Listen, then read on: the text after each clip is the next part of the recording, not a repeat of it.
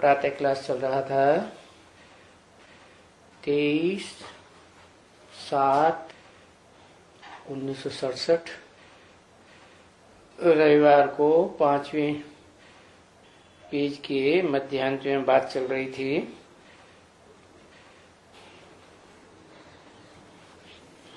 जो बाप आते हैं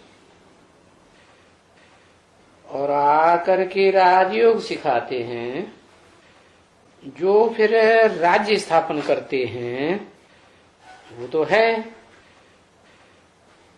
क्योंकि तुम्हारे पास कथा है।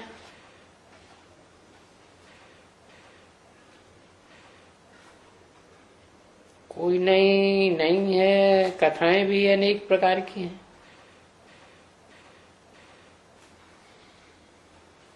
अमर कथा भी तुम्हारे पास है, तो तुम जानते हो कि बाबा हमको अमर कथा सुनाए रहे हैं। योग से आयु बढ़ती है ना, तो एज बढ़ जाती है, तो सुख शांति की एज भी बढ़ जाती है। यहाँ कोई पहाड़ पर नहीं जाकर सुनाते हैं। वो तो भक्ति मार्ग में उन्होंने सारी बातें स्थूल दिखाई दी हैं, क्योंकि अपन को स्थूल देह समझते हैं,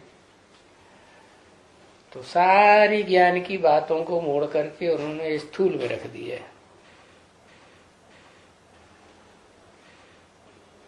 तो पहाड़ पर नहीं जाकर सुनाते हैं, वास्तव में ऊंची स्टेज की बात है। जो गीता में भी लिखा हुआ है, कूटस्थ, कूट माने चोटी, तो पहाड़ी ऊंचा और फिर उसकी चोटी। इसका मतलब को बहुत ऊंचाई पर जाकर के कथा सुनाते हैं, ऊंची स्टेज में। कोई पहाड़ की या पहाड़ की चोटी की तेरे की नहीं की बात नहीं है। क्या पहाड़ का मतलब, चोटी का मतलब, बहुत ऊंची स्टेज में कथा सुनाते हैं। और न कोई शंकर सुनाते हैं। क्या ऐसे भी नहीं कि सुनाने वाला शंकर है, क्योंकि देहधारी तो अपन को भी देह समझते हैं, अब कथा सुनाने वाले को भी देह समझ लिया। नहीं तो है क्या, वो कथा सुनाने वाली आत्मा अलग और शंकर की आत्मा अलग। शंकर तो कहा ही जाता है, जब कई आत्माएं प्रवेश करती है तो संकरण हो गया आत्माओं का, तो शंकर हो गया। तो शंकर कथा नहीं सुनाते हैं, शिव बाप कथा सुनाते हैं। आत्माओं का ज्योति बिंदु बिंदु आत्माओं का बाप सुप्रीम सोल सुनाते हैं। वहां भक्ति मार्ग में तो शंकर के लिए समझाते हैं कि शंकर ने पार्वती को कथा सुनाई।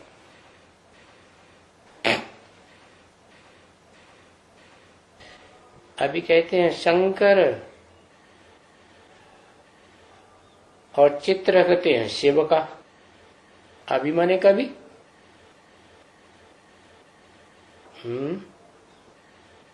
अभी कहते हैं अभी माने कभी। अरे कुछ नाम है उस अभी का, सतयुग, त्रेता, द्वापर, संगम युग, पुरुषोत्तम संगम युग में भी और संगम में भी कहते हैं। कौन कहते हैं? कहते हैं शंकर, और चित्र रख देते हैं बिंदु का, निराकार ज्योतिर्लिंगम का। शिव का चित्र रख देते हैं। कौन कहते हैं? बीके कहते हैं कि पीबीके कहते हैं? बीके माने छोटे छोटे बच्चे, ज्ञान में चलने वाले, बेसिक नॉलेज लेने वाले, प्राइमरी स्तर के बच्चे। और एडवांस के माने बीए एमए की पढ़ाई ऊंचे स्तर की पढ़ाई पढ़ने वाले। तो कौन कहते हैं? कि शंकर ने कथा सुनाई, लेकिन चित्र रख देते हैं शिव निराकार ज्योति बिंदु का। बीके वाले कहते हैं, पीबीके वाले तो ये बात कहने क्यों नहीं कह सके, क्योंकि वो तो जानते हैं ना क्या कि शिव निराकार कैसे बोलेगा, ज्योति बिंदु कैसे फुदुक फुदुक के कोई आवाज निकलेगी बिंदु में से, नहीं। हाँ, वो कोई में प्रवेश करते हैं, जैसे गीता में भी लिखा है, मैं प्रवेश करने योग्य हूँ, देखने की योग्य हूँ, जानने पहचानने की योग्य हूँ। ये गीता में बात लिखी हुई है ना, तो प्रवेश करने योग्य हूँ तो मानना चाहिए कि ना कि शिव ने शंकर में प्रवेश किया, लेकिन नहीं, मानते नहीं है। क्या कहते हैं, नहीं, शिव शंकर में प्रवेश नहीं करता। अरे कि क्या ये ज्ञान सुनाते हैं, शिव शंकर में प्रवेश नहीं, वो तो ब्रह्मा में प्रवेश करता है। तो शिव का चित्र रख देते हैं और शिव का भी रखते हैं, तो शंकर पार्वती का भी बनाते हैं भक्ति मार्ग में। क्या वो बीके वाले शंकर का चित्र त्रिमूर्ति में रखते हैं कि नहीं, और पार्वती का नहीं रखते। क्यों? बीच में विष्णु खड़ा है, वो किसका पार्ट है, न्यूट्रल पार्ट है ना, है वो पार्ट न्यूट्रल माने बीके वालों को भी सपोर्ट करता है और पीबी का वालों को भी सपोर्ट करता है। तो बताया कि शंकर पार्वती का भी बनाते हैं। तो दो भक्ति मार्ग हो गए, कौन कौन से, एक तो ब्रॉड ड्रामा में और दूसरा शूटिंग पीरियड में भक्ति मार्ग की शूटिंग करने वाले बी के संप्रदाय कहते हैं। अब ये संप्रदायवादी किसने शुरू की, शंकर पार्टी, ब्रह्मा कुमारों की पार्टी, ये संप्रदाय किसने बनाया, शिव ने बनाया। अरे शिव तो ऊंचते ऊंच हस्ती है, और वो ऊंचते ऊंच हस्ती सृष्टि में आकर के वसुदैव कुटुंबकम जैसी श्रेष्ठ दुनिया की स्थापना करेगी, तो खंडन करके कैसे करेगी कि तुम्हारी शंकर पार्टी, तुम्हारी ब्रह्मा पार्टी, तुम्हारी विष्णु पार्टी, ये तो भक्ति मार्ग में बोलते हैं। ब्रह्म समाजी संप्रदाय, वैष्णव पंथी संप्रदाय है, और किसका संप्रदाय, शैव समाजी। तो ये भक्ति मार्ग की बातें हैं।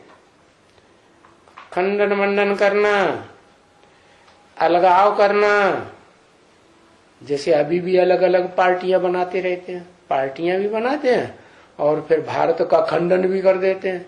भारत में ये स्टेट हमारा, वो स्टेट तुम्हारा, है, करते हैं कि नहीं है, बताओ। और पार्वती का जो देश था उसमें भी खंडन कर दिया। पार्वती बेचारी ज्ञान व्यान तो था नहीं पहले, जब बचपन में थी। राधा को ज्ञान था क्या, नहीं, वो चंद्रवंशी थे। चंद्रमा में तो कभी एकदम लीक रह जाती है रोशनी की, ज्ञान की रोशनी बहुत क्षीण हो जाती है। तो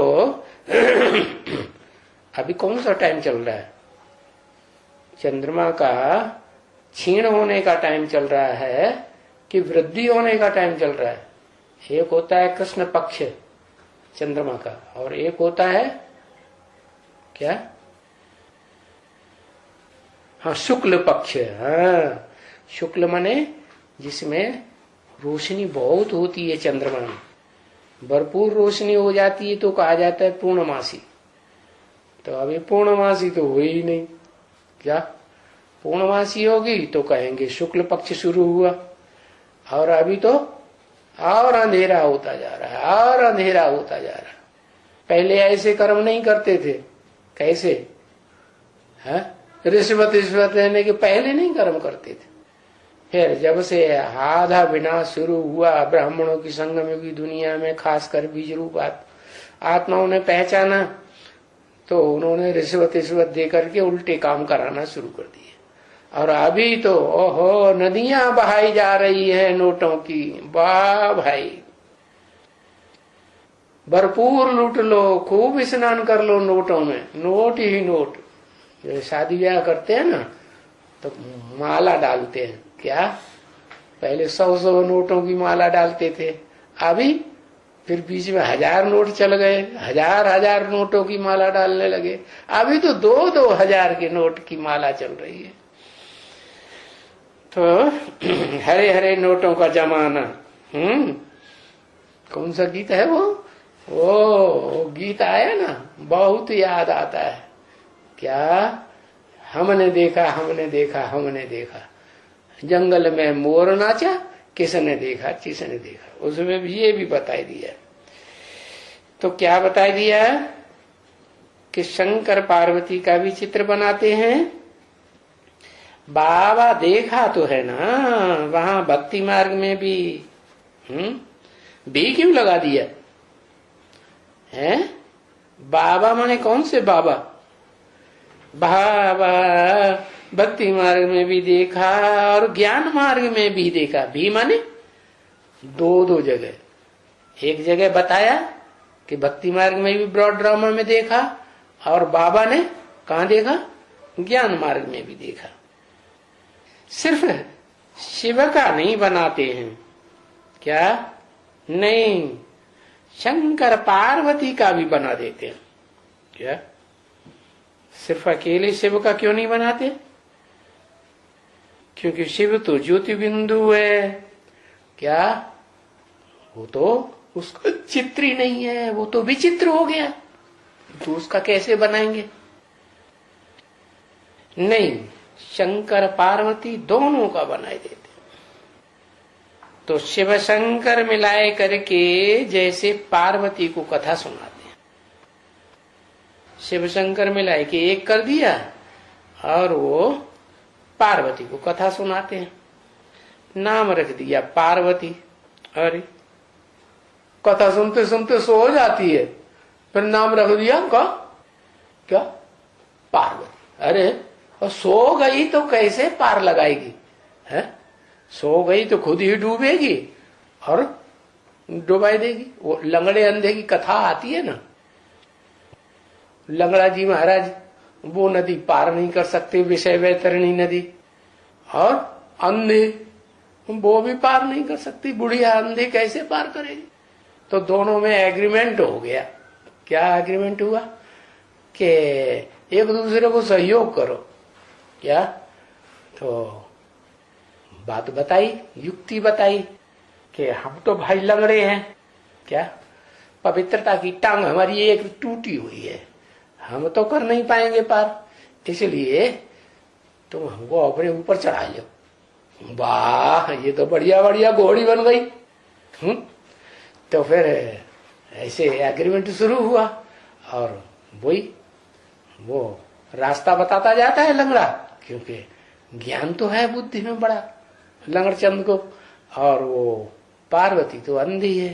तो जैसे जैसे बताते हैं कि यहाँ बहुत बड़ा गड्ढा है, भंवर पड़ रही है, यहाँ मत चलो, उधर से संभाल के चलो, तो ऐसे करते करते नदी पार कराई देती है। तो पार्वती का नाम हो जाता है। क्या? क्यों? जिसने रास्ता बताया उसका नाम नहीं होना चाहिए है? होना चाहिए कि नहीं है? होना चाहिए। क्यों? प्रैक्टिकल में तो पार किसने कराया? प्रैक्टिकल का पास होता है या सिर्फ बोल गया और गाल बजाए और किया कुछ नहीं, तो थोड़ा ही नाम हो जाएगा। तो बस ये भक्ति मार्ग है। कथाएं बहुत सुनाते हैं, करते धरते कुछ नहीं है। अभी भी देखो क्या कथा चल रही है। अरे कथा चल रही है ना, वो समझते हैं कि शंकर ने नहीं सुनाई, शिव ने सुनाई, तो निराकार ज्योति बिंदु का चित्र रख देते। समझते नहीं है सभी, भक्ति मार्ग है ना। अभी ये तो तुम बच्चे समझ गए हो कि भक्ति का कभी भी कोई नाम कोई से सुना नहीं है। क्या? नाम नहीं सुना, कभी भी कोई नाम कोई से सुना नहीं, भक्ति का नाम नहीं सुना। अरे भक्ति ही भक्ति चल रही है, नाम क्यों नहीं सुना है? हाँ, ज्ञान मार्ग में भक्ति की बात नहीं है। क्या ज्ञान मार्ग में न भक्ति सिखाई जाती और न भक्ति के कर्म किए कराए जाते। तो ऐसे नहीं कि कान बंद कर देना है भक्ति की बातें कथा कहानियां सुनने से, नहीं, कान बंद नहीं करना है, उनको उन कथा कहानियों का अर्थ समझाना। क्या अब वो कथा कहानियां चाहे हिंदुओं की हों चाहे मुसलमानों में कथा कहानियां हों, है ना, हातिम ताई की कथा कहानी मुसलमानों में, अलाउद्दीन की चिराग की कथा कहानी, तो ऐसी ऐसी कहानियों को समझाना है, उनको सुनने से कान बंद नहीं करना है। क्या नहीं तो भक्ति मार्ग में क्या करते हैं मुसलमान, कान बंद कर लेते हैं और कहते हैं हम नहीं किसी की बात सुनेंगे, अल्लाह हो अकबर, बस ऐसे बोलते रहते। अरे भाई कान है तो कोई की बात सुनो, सुनने के बाद उसको दिमाग से मन बुद्धि से समझो, और समझा करने के बाद प्रैक्टिकल इंद्रियों से काम करके दिखाओ। तो समझाना है बच्चे, ये जो भी हैं शास्त्र वगैरह बने हुए हैं ना सब धर्मों में, वो हैं सभी मनुष्य मंत्र। क्या इनमें न कोई देवता की मत है और न कोई भगवान की मत है, चाहे वो कोई भी धर्म वाला, कोई भी धर्म पिता क्यों न हो, ग्रेट फादर कहे जाते हैं, बड़े बड़े 200-250 करोड़ मनुष्य मात्र उनको मानते हैं, लेकिन है उनकी मनुष्य मत। मनुष्य मत माने खराब है क्या कोई? नहीं, मनुष्य खराब होता है नहीं, इंसान तो अच्छा होता है, लेकिन मन का सदुपयोग करे तो अच्छा, और मन में गंदे गंदे संकल्प आ रहे हैं और मुख से कथाएं सुना रहे हैं, तो ये तो खराब बात हो गई। तो बताया देखो मनुष्य मत, क्योंकि देखो गीताएं वगैरह रामायण ये छपते रहते हैं आजकल, छपते हैं कि नहीं, कितने छपते हैं। और वो गीता में रामायण में जो टीका टिप्पणी करने वाले हैं वो अपनी टीका टिप्पणी करते रहते हैं, तो उनकी टीका टिप्पणी के आधार पर उनके अर्थ को समझ लेते हैं, या तो अपनी मनमत पर समझ लेते हैं। पहले तो लिखते थे, क्या ये भी शास्त्र वगैरह लिखते थे, हाँ सब लिखत में थे, है। और अभी लिखत में है कैसे हैं, कैसे हैं? अभी तो इंटरनेट से सारा काम होता है, लिखत में भी रखने की दरकार है ही नहीं। अरे ये ग्रंथ भी तो इतना छोटा था, कौन सा गुरु ग्रंथ साहब सिखों का, पहले छोटा था, फिर उसमें ऐड करते गए, जो जो गुरु आए बस उन्होंने अपना ऐड कर दिया, और ऐड करते करते इतना बड़ा गुरु ग्रंथ साहब हो गया। इतना सा था, छोटा सा, हाथ का अक्षर का लिखा हुआ था, छापे का तो पीछे छपा हुआ है, पहले मशीनरी थी ही नहीं, तो इतना छोटा था। फिर उनको बड़ा करके इतना बड़ा कर दिया। हाथ के अक्षर से छापा का अक्षर छोटा होता है, क्या हाथ में लिखेंगे, और वो भी भोजपत्र पे लिखा जाता था। भोजपत्र में तो शायद नहीं था, क्योंकि सिखों का जब से जमाना शुरू हुआ, धर्म शुरू हुआ, तब से तो कागज बनना शुरू हो गया था। तो हाथ से लिखा हुआ बड़ा बड़ा लिखा जाता है, और जो छापा जाता है प्रिंटेड, तो वो तो छोटे अक्षर होते हैं और साफ दिखाई पड़ते हैं। तो वो हाथ का लिखा हुआ इतना छोटा। अभी छापे के अक्षर और ही बहुत बड़ा कर दिया हुआ है। पुराने जो गुरुद्वारे होंगे ना बच्ची, वहां तो पुराने गुरु ग्रंथ साहब रखे हुए हैं। छोटे हाथ के अक्षर जरूर रखे होंगे पुराने गुरुद्वारे में। 23/7/1967 की वाणी का 6ठा पेज। तो वो पेज पढ़ने में सहज हो जाते हैं, छापे के क्लियर दिखाई पड़ता है ना। नहीं तो हाथ से लिखा हुआ तो कोई कैसे लिखता है, कोई कैसे लिखता है, तो अलग अलग प्रिंट, अलग अलग अक्षर होते हैं, तो वो सब कोई पढ़ भी नहीं पाते हैं, तो वो थोड़ा डिफिकल्ट हो जाता है पढ़ने में, पढ़ के सुनाने में। तो दिन प्रतिदिन ये सभी तमो प्रधान झूठे होते गए। क्या? शास्त्र वगैरह, चाहे कुरान हो, चाहे बाइबल हो, और चाहे भगवत गीता हो। नहीं तो कहते हैं नहीं हमारा ग्रंथ में कोई मिक्सचरिटी नहीं है। अरे ये कैसे हो सकता है? गीता तो एकदम एक्यूरेट है गोरखपुर की। वाह भाई, अगर एक्यूरेट है तो उसमें ये जो कल्प की आयु है चतुर्युगी की, वो कैसे लाखों वर्ष कर दी गई है। चतुर्युगी की लाखों आयु तो हो ही नहीं सकती वर्ष। क्यों? क्योंकि जो मनुष्यों की हिस्ट्री है वो 2500 साल की है, जब से इब्राहिम इस्लाम धर्म स्थापन हुआ। इब्राहिम आज से 2500 साल पहले आए, सब जानते हैं। वो उतनी ही समय की हिस्ट्री है। ये जो धर्म पिताएं आए हैं इब्राहिम के बाद ही तो आए हैं ना, इब्राहिम, बुद्ध, क्राइस्ट वगैरह वगैरह, उनके सहयोगी धर्म। तो ये हिस्ट्री है मनुष्यों की बनाई हुई हिस्ट्री। मनुष्यों की दुनिया मनुष्य सृष्टि है, मानवीय सृष्टि, इंसानों की सृष्टि। वो भी इंसानियत में रहें तो इंसान, और हैवानियत पकड़ लेते हैं तो शैतान हो गए ना।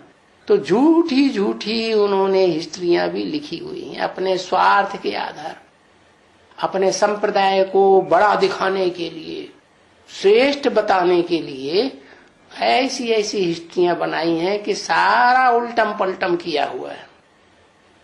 तो दिन प्रतिदिन ये शास्त्र झूठे होते गए। तो सब बच्चों को समझाया क्या कि दुनिया की हर चीज पहले सतो प्रधान होती है, फिर 3 अवस्थाओं से और गुजरती है, सतो सामान्य, रजो और तमो। चाहे कोई भी चीज लो, मकान लो, दुकान लो, कारखाना लो, कोई चीज लो, कोई धर्म ग्रंथ लो, कोई धर्म लो, है कोई सरकार लो। राजाओं की सरकार भी तो गिरती रही ना। पहले अच्छे राजा होते थे, अभी तो देखो कैसे राजाएं होते रहे। आखिर राजाओं की राजाई ही चट्ट कर देना नहीं पड़ी। तो देखो दुनिया की हर चीज 4 अवस्थाओं से पसार होती है। तो 2 कलाएं कम हुई, फिर 8 कलाएं कम हुई, फिर द्वापर की जो 8 कलाएं बची हुई थी वो 8 कलाएं कलयुग में आके अंत में तो कोई मनुष्य मात्र में कोई कला नहीं रहती, कलाहीन हो जाते। इसलिए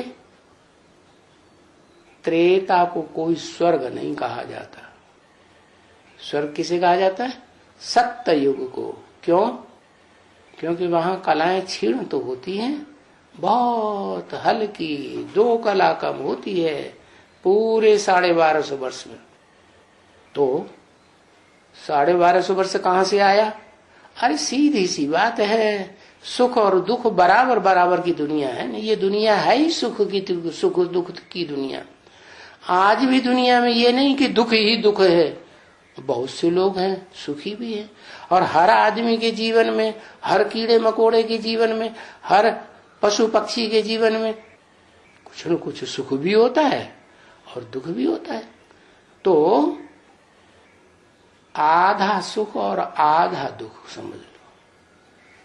जो अच्छी आत्माएं हैं उनके लिए ज्यादा भी हो सकता, और दुष्ट कर्म करने वाले, दुख देने वाले प्राणी हैं तो उनका सुख कम भी हो सकता है।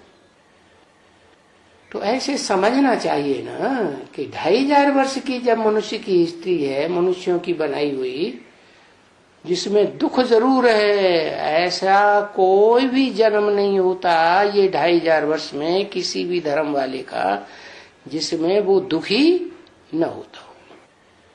तो ऐसी भी दुनिया होगी जिसमें सुख ही सुख होता है, या दुख का नाम निशान। आज की दुनिया में जो मनुष्यों की बनाई हुई हिस्ट्री की दुनिया है उसमें दुख जरूर होगा। क्या? दुख की दुनिया दुखधाम हो गई, इसका नाम ही रख दो दुखधाम। द्वापर और कलयुग। क्यों भाई द्वापर नाम क्यों रख दिया? क्योंकि दो दो धर्म, दो दो राज्य, दो दो कुल, दो दो भाषाएं, सब बात में द्वैतवाद चल जाता है। जैसे शास्त्रों में लिखा है ना, द्वैत होते हैं, दो दो बातें करते हैं, उनको कहा जाता है दैत्य। और जो देवताएं होते हैं उनको कहा जाता है अद्वैत। अद्वैत माने दो को नहीं मानते। क्या? दो राजाओं को नहीं मानते, वो इनका एक ही राजा होता है दुनिया में। दो भाषाओं को नहीं मानते, उनकी एक ही भाषा चलती है। दो राज्य नहीं मानेंगे, दो राजाएं नहीं होंगे तो राज्य भी नहीं मानेंगे। राजा भी एक, धर्म पिता भी एक। तो अपने राजा को ही वो सब कुछ समझते हैं। उसमें भी पीढ़ी दर पीढ़ी चले आए हैं, तो जो आदि नारायण है उसी को सब कुछ मानते। तो त्रेता को स्वर्ग नहीं कहा जाता वास्तव में, नहीं, क्योंकि दो कला कमती होगी तो स्वर्ग कैसे कहेंगे? कुछ न कुछ सुख स्वस्थिति कम हो गई ना, क्योंकि स्वस्थिति से ही स्वर्ग बनता है। क्या? और ये शरीर है पर, पर माने प्रकृति का दिया हुआ। प्रकृति माने 5 तत्व, पृथ्वी जल वायु अग्नि आकाश, इन 5 तत्वों का संघात है ये शरीर है। तो ये 5 तत्वों का जो संघात शरीर है ये हमारा नहीं है। पता नहीं कल छूट जाए। हमारा वो चीज जो हमारी होगी तो सदैव हमारी बन के रहेगी या दूसरे की हो जाएगी? नहीं, तो वो हो गई प्रकृति। और ये है स्व आत्मा, ये सदाकाल की, सदाकाल थी और सदाकाल है। आत्मिक स्थिति में रहेंगे तो आत्मिक स्थिति में रहने से, स्व स्थिति में रहने से हमको स्वर्ग ही स्वर्ग भासेगा। क्या? दुख की दुनिया भासेगी नहीं। तो दो कलाएं कम क्यों हो गई सतयुग के बाद?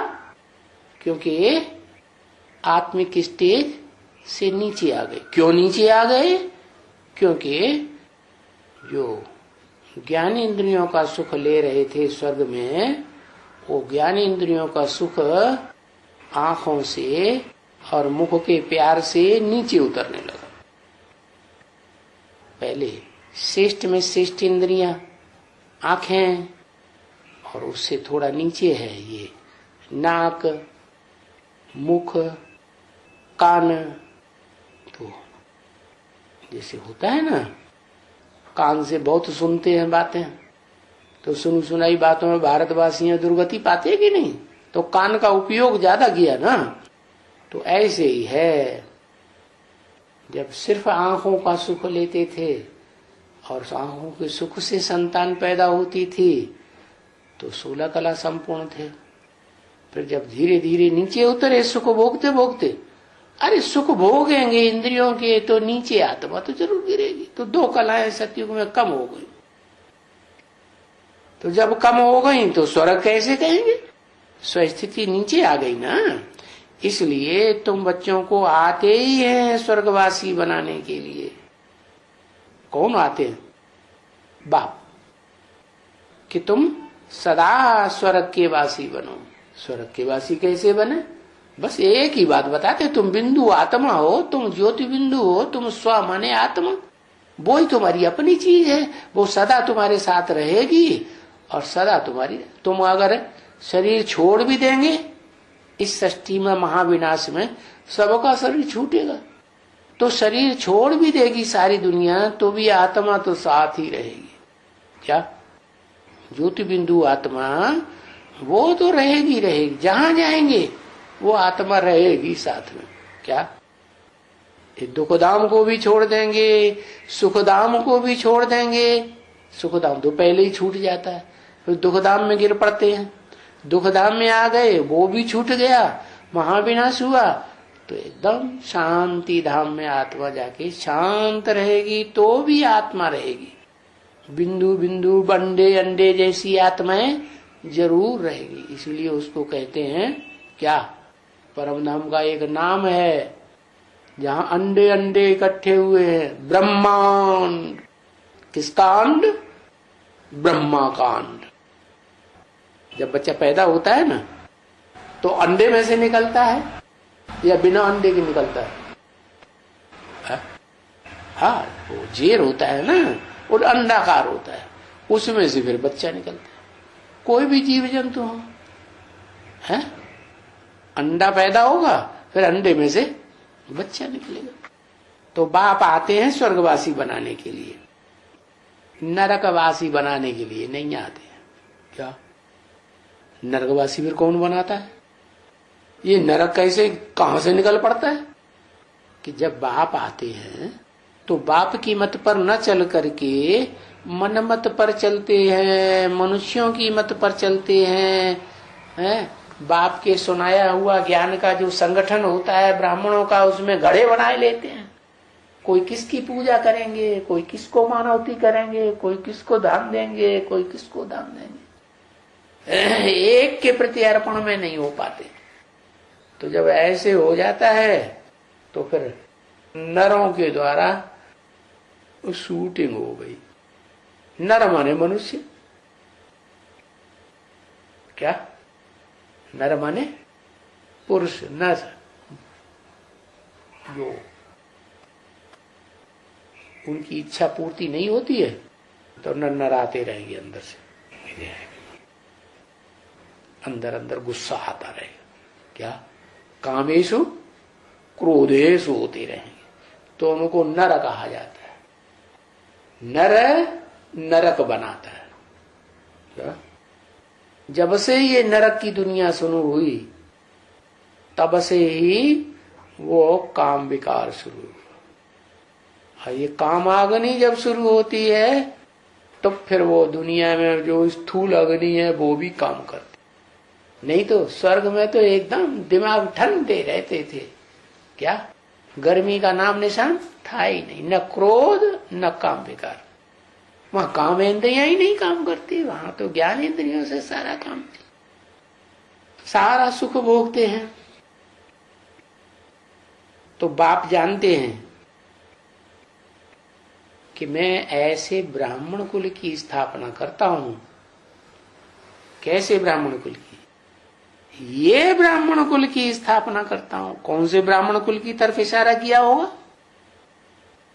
है जहां मनुष्यों की मत बिल्कुल न माने, ऐसी स्टेज पकड़ ले ज्ञान में चलते चलते। जहां मनमत की बात को बिल्कुल मन चलाए ही नहीं, एक शिव ज्योति बिंदु और साकार हो जिस मुकर्रर शरीर में प्रवेश करता है, बस ये प्रवृत्ति मार्ग की याद में रहेंगे। और ऐसे नहीं कि कोई धर्म पिता को मानेंगे या ब्रह्मा को साकार भगवान मान लेंगे या क्राइस्ट को सब कुछ मान लेंगे, दुनिया का सबसे बड़े से बड़ा नहीं। क्या कहा? ब्राह्मण कुल, ये ब्राह्मण कुल। क्या? ये का मतलब क्या हुआ? ये का मतलब सूर्यवंशी ब्राह्मण कुल। जो सिर्फ ज्ञान सूर्य के इशारों पर चलते हैं, ज्ञान सूर्य की बातों को मानते हैं, उसका नाम दिया है गीता में।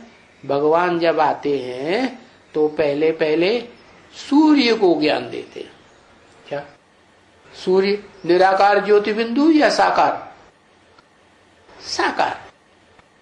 जैसे दुनिया में भी ये जो सूर्य चमकता है वो साकार है या निराकार? दिखाई पड़ता है कि नहीं है? निराकार तो दिखाई नहीं पड़ेगा और साकार तो दिखाई पड़ता है। तो ऐसे साकार स्वरूप जिसका नाम दिया है वैवस्वत। तो विवस्वान से जो ब्राह्मण कुल के ब्राह्मण पैदा हुए वो हुए सूर्यवंशी ब्राह्मण। नहीं तो जो मनमत चलाते हैं वो और हैं 8 कुल ब्राह्मणों के। इसलिए ब्राह्मणों की 9 कुरियां गाई हुई। क्या श्रेष्ठ थे श्रेष्ठ कुरी सूर्यवंश की, वैवस्वत ब्राह्मण। तो ये सूर्यवंशी स्थापना करता हूं।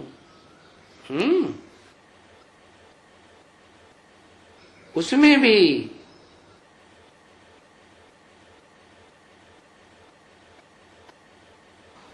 भी है श्रेष्ठ ते श्रेष्ठ ग्रुप है। कहे तो जाते हैं सब सूर्यवंशी, क्या प्रजा भी सूर्यवंशी, चांडालों का कुल होगा वो भी सूर्यवंशी, दास दासी होंगे घर घर में और राजा के यहाँ बड़े बड़े साहूकारों के यहाँ वो भी सूर्यवंशी होंगे। लेकिन उसमें भी फिर नहीं, ये सूर्यवंशी और चंद्रवंशी दोनों कुल की स्थापना होती है। क्यों? क्योंकि भारत में परंपरा है, खासकर ब्राह्मणों में और नॉर्थ इंडिया में, कि जब शादी करते हैं तब समझते हैं कि ये संपूर्ण व्यक्ति हुआ, संपूर्ण पुरुष हुआ। जब तक शादी नहीं करते तब तक अधूरा। तो संपूर्ण जब बने तो उसके लिए जिसके साथ शादी करते हैं पुरुष, तो वो कुल होता है नीचा कुल। और जो शादी करने वाला पुरुष कुल का जो परिवार है वो परिवार ऐसा ऊंच कुल का परिवार। तो वो ऊंच कुल का परिवार का जो है पुरुष, वो फिर नीचे कुल की कन्या से शादी होती है और फिर वो कन्या उसी ऊंचे कुल की कही जाती है। चंद्रवंश से राधा बदल करके सूर्यवंशी बन जाती है। तो दोनों कुल की पहले स्थापना होती है। जो फेल हो जाते हैं वो कहे जाते हैं चंद्रवंशी। क्या ज्ञान पूरा नहीं उठाते हैं तो हो गए चंद्रवंशी। ज्ञान नहीं उठाते हैं, ज्ञान माने जानकारी, जानकारी पूरी नहीं है तो बाप को पहचानेंगे? बाप कोई नहीं पहचानते। बाप को नहीं पहचानते तो फिर मनमत पर चलते। मनमत पर चलते हैं तो बस वो मनुष्य मत हो जाती है। तो उन मनुष्यों को फिर दाढ़ी मूछ दिखाई जाती है। क्या? जैसे ऊंचे से ऊंचे देवताएं कौन है? जल्दी बताओ। ऊंचे थे ऊंचे देवताएं ब्रह्मा विष्णु शंकर। तो उनमें कौन मनुष्य है? उनमें एक है मनुष्य, एक है पक्का देवता और एक है भगवान। क्या कहा? तीनों कैटेगरी हो गई। एक है दाढ़ी मूछ वाला। दाढ़ी मूछ वाला मनुष्य होगा या देवता होगा? क्या होगा? मनुष्य होगा। तो वो मनुष्य दिखाते हैं ब्रह्मा को, दाढ़ी मूछ वाला। तो वो जो ब्रह्मा है वो आत्मा पहले पहले विकारी होती है। विकारी कैसे? कोई ब्रह्मा कुमार कुमारी को कहो कि तुम्हारा ब्रह्मा विकारी था तो मानेगा? बिल्कुल नहीं मानेगा। अच्छा, अगर विकारी नहीं है तो फिर हार्ट फेल क्यों हुआ? जो पक्के योगी होंगे तो योगियों का हार्ट फेल होता है क्या? भोगियों का हार्ट फेल नहीं हो सकता। भोगी होंगे तो हार्ट फेल जरूर, और भोगी होंगे तो डिस्चार्ज होंगे। अरे तुमने कब देखा डिस्चार्ज होते? अरे भाई नियम है, इंद्रिय जीते जगत जीत, काम जीते जगत जीत, और मन के संकल्पों को जीत लिया तो मन जीते जगत जीत। ये तीनों क्वालिटी क्या दाढ़ी मूछ वाले ब्रह्मा में त्रिमूर्ति में से देखी जा सकती है क्या? बिल्कुल नहीं देखी जा सकती। अरे इतनी कन्याओं माताओं को गोद में लेते थे, तुम उनके ऊपर इल्जाम लगाते हो? अरे इल्जाम लगाने की बात नहीं है, यहाँ तो हर बात का प्रूफ देखा जाता है। शरीर छोड़ दिया माने जगत जीत नहीं बने। दूसरी बात, शिव एक बात कहेगा कि दो बातें कहेगा? शिव तो एक है, अकेला है, तो एक ही बात कहेगा। वो किसी से प्रभावित नहीं होता, किसी से लगाव नहीं लगता, तो किसी से प्रभावित नहीं होगा तो दो बातें होंगी ही नहीं। कोई किसी से प्रभावित हो जाता है ना, तो बस वो जैसे कहेगा वैसे, बस जैसे। कौन? जैसे शिव जिसमें प्रवेश करता है ना, तो उसको अम्मा बना दिया, तो अम्मा बप्पा से प्रभावित होगी कि नहीं? पहले पहले है जरूर प्रभावित होगी। फिर अम्मा बन गई तो स्वभाव क्या हुआ? सुनी सुनाई बातों पर विश्वास कर लेना। तो भारत में भगवान आते हैं, और जिसमें आते हैं मुकर्रर रूप से पहले पहले व्यक्ति में परम ब्रह्म, जिसको परम ब्रह्मा कहा जाता है, वो ही ऐसा है। तो जितने भी भारतवासी आत्माएं हैं, उस भारत के दिल में वास करने वाली आत्माएं हैं, वो सारी की सारी कैसी होंगी? कान से सुनी सुनाई बातों में विश्वास कर लेंगे। अरे कान से सुन करके मन से विचार भी तो करना चाहिए, और विचार एक तरफ का भी होगा, राइटियस भी होगा और लेफ्टिस्ट भी होगा, है? अच्छा संकल्प भी चलेगा, बुरा संकल्प भी चलेगा। तो क्या करना चाहिए? बुद्धि से फैसला करना चाहिए। बुद्धि तो निर्णय शक्ति है ना, है? तो निर्णय शक्ति, जो जजमेंट देने वाली शक्ति है, वो तो सबसे बड़ा पावरफुल है मनुष्य के शरीर में। मनुष्य के शरीर में जो कर्मेंद्रियां बड़ी पावरफुल है, कर्मेंद्रियों से ज्ञानेंद्रियां बड़ी पावरफुल है, फिर उन 10 इंद्रियों से मन बड़ा पावरफुल है। मन जब तक सहयोग नहीं देगा कर्मेंद्रियों के कर्मों को, तब तक कर्मेंद्रियां अपना भोग ही नहीं सकती। तो मन ही पावर मुखिया हो गया ना उनका। फिर मन को भी कंट्रोल करने वाली बुद्धि फैसला करे क्या राइट क्या रंग, फिर उसके बाद बात को फॉलो करना है। तो इतना मनन चिंतन मंथन बच्चा बुद्धि ब्रह्मा की आत्मा कैसे करेगी? क्या बच्चा बुद्धि कैसे? मनन चिंतन मंथन करे तो सालिम बुद्धि, और मनन चिंतन मंथन ही न करे, एक कान से सुन लिया, मुख से वैसे सुना दिया, नई बात कुछ भी नहीं निकली। क्या नहीं? तो दूध का दही का मथा जाता है, मंथन किया जाता है, तो रतन निकलता है ना। जैसे सागर में से रतन निकले, मंथन किया, तो ऐसे ही ये विचार सागर मंथन है। तो मंथन करने से क्या निकलता है? रतन निकलते हैं। दूध को दही को मंथन करेंगे तो मक्खन निकलेगा, और मक्खन से फिर घी निकलता है, स्मृति सच्ची याद निकलती है। नहीं तो घी की जगह क्या वो मिट्टी का तेल निकल पड़ेगा। मिट्टी का तेल इस्लाम धर्म में निकलता है बहुत, सबसे ज्यादा क्रिश्चियंस में भी निकल रहा है। तो बताया कि क्या करना चाहिए, जो बात सुनी है उसको मंथन करना चाहिए। मंथन करने की ताकत न ब्रह्मा में रही न ब्रह्मा कुमार कुमारियों में रही, इसलिए वो सारा का सारा मिट्टी का तेल बन गया, देवभान वाली मिट्टी।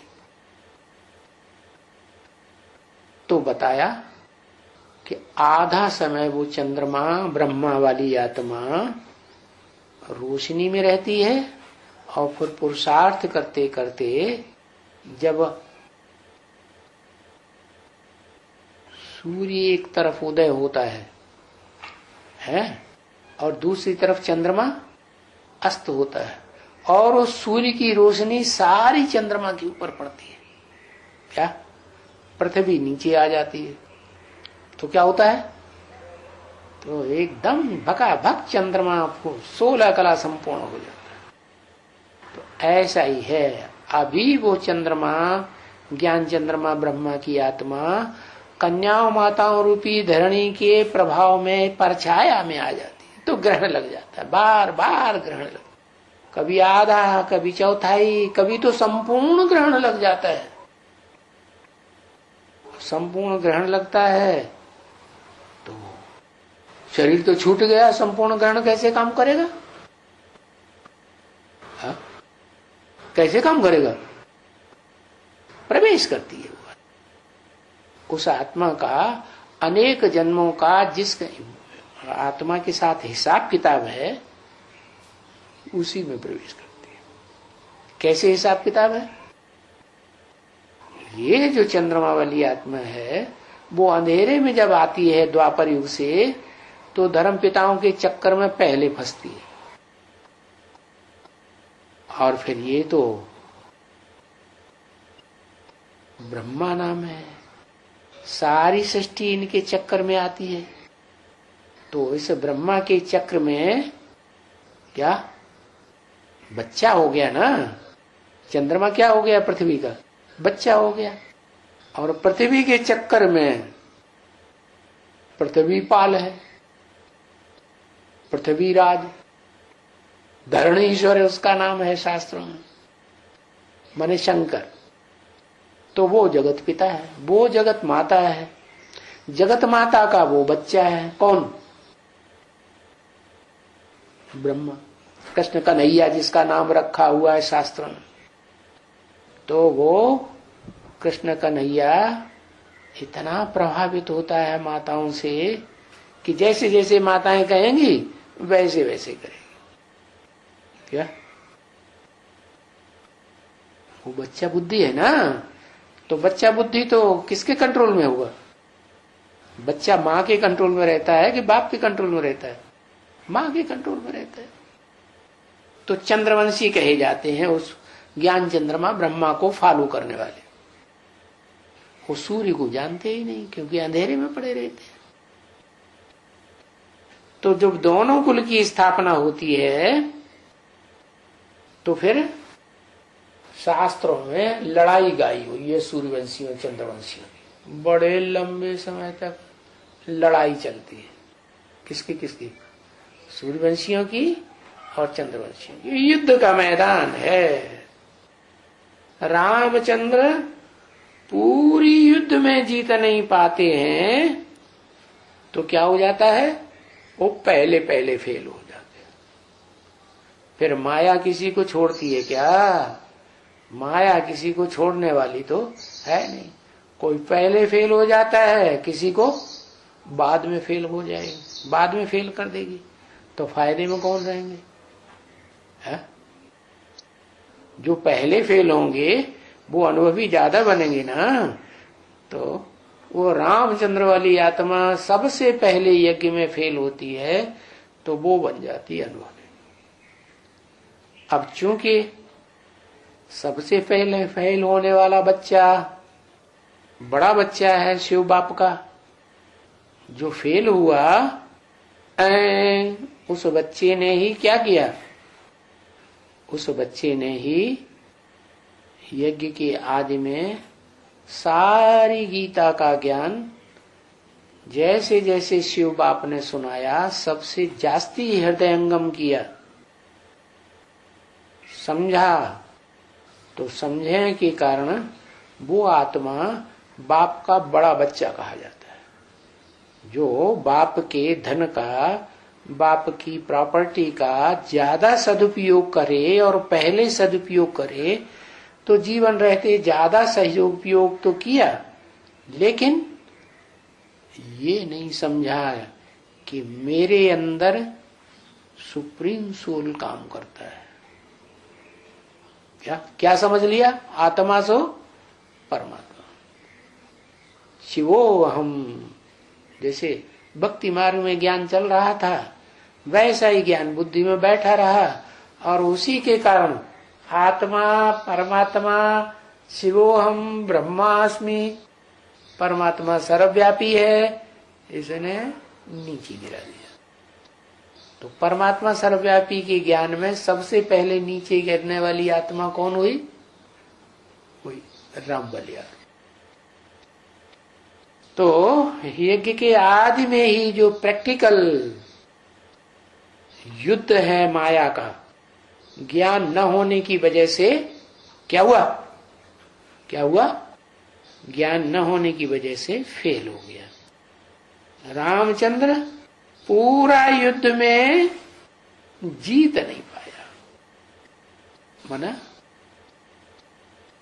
ऐसे तो कोई ने जीत नहीं पाई, लेकिन उसकी परीक्षा, बड़े बच्चे की तो परीक्षा पहले होगी ना। बड़ा बच्चा पहले पढ़ेगा कि छोटे बच्चे पहले पढ़ेंगे? तो बड़ा बच्चा पहले पढ़ता है और वो फेल हो जाता है, पूरी जीत नहीं पाई। तो बाप को रहम आता है कि बच्चा संभालता तो अच्छा था, लेकिन फेल हो गया, क्योंकि लोगों ने दगाबाजी की। सबसे ज्यादा दगाबाजी किसने की?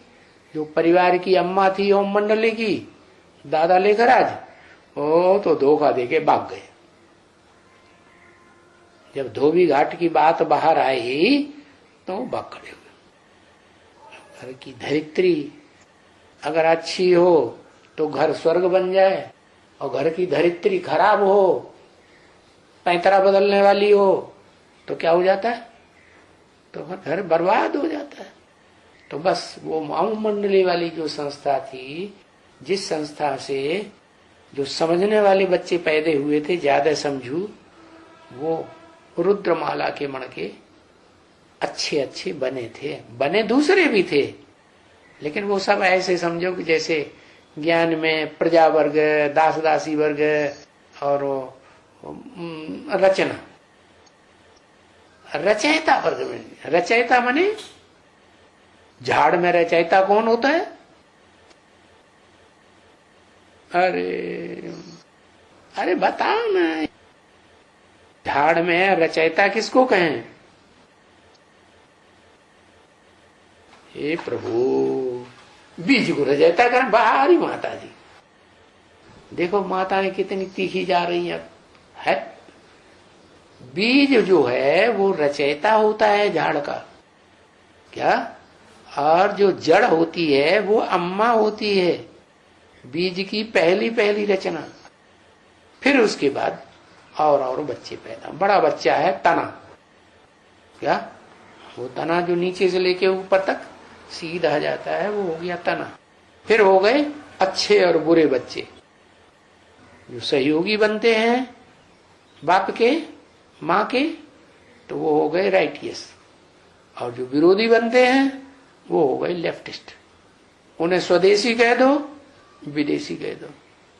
तो ये हाल है, उल्टा अर्थ उठा लिया। राम फेल हो गया। अरे फेल तो माया के युद्ध में सब होते हैं, कोई भी दुनिया में ऐसा नहीं है जिसको माया रावण फेल न करता। हाँ, ओम शांति।